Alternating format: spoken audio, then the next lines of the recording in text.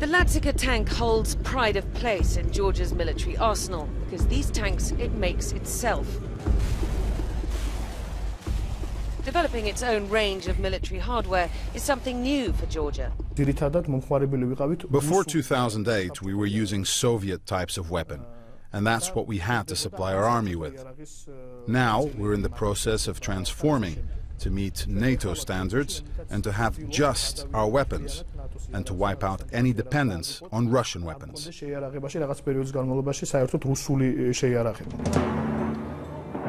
there's more to it than that. After the 2008 war with Russia, Georgia found itself shut out of the international arms market. Countries it had bought from in the past were not prepared to cross Moscow by selling arms to its tiny Caucasian neighbor. What Russia is basically doing is making it clear that there will be consequences for a sale. It's just basically a cost-benefit calculation. Georgia has reason to feel insecure, under threat from its former Soviet taskmaster. Relations with the breakaway regions of Abkhazia and South Ossetia are fragile at best. Georgia considers them Russian-occupied territories. Relations with Moscow are frozen since the 2008 conflict.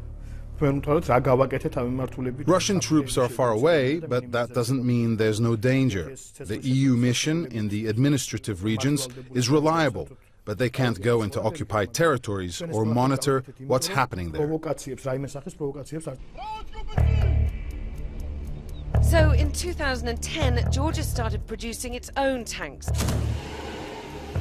armored vehicles, these unmanned aerial systems.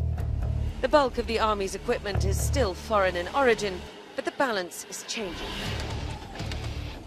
It's still early days for Georgia's defense industry, but it's already creating hundreds of jobs in this country. And once they've managed to satisfy the needs of Georgia's armed forces, then they're hoping to compete internationally with some of the world's biggest weapon-producing countries. Rivaz Chabadze is a director at the Delta factory, where all the manufacturing takes place. We've had quite a lot of interest from other arms manufacturers for our new range of products, and many offers of cooperation.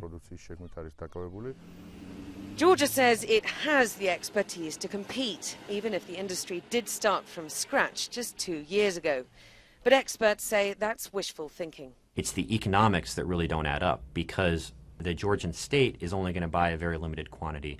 And pretty much anything Georgia might build for itself, the international marketplace is already flush with. So their prospects for competing competitively on the export market are pretty limited.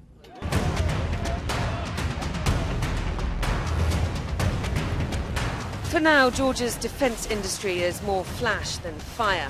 Its ultimate goal to protect its strategic interests is NATO membership. But as long as the security challenge is unresolved along its borders with Russia, NATO is holding back. The possibility of entry one day still supposedly on the cards, but an actual entry date, not even a matter of discussion.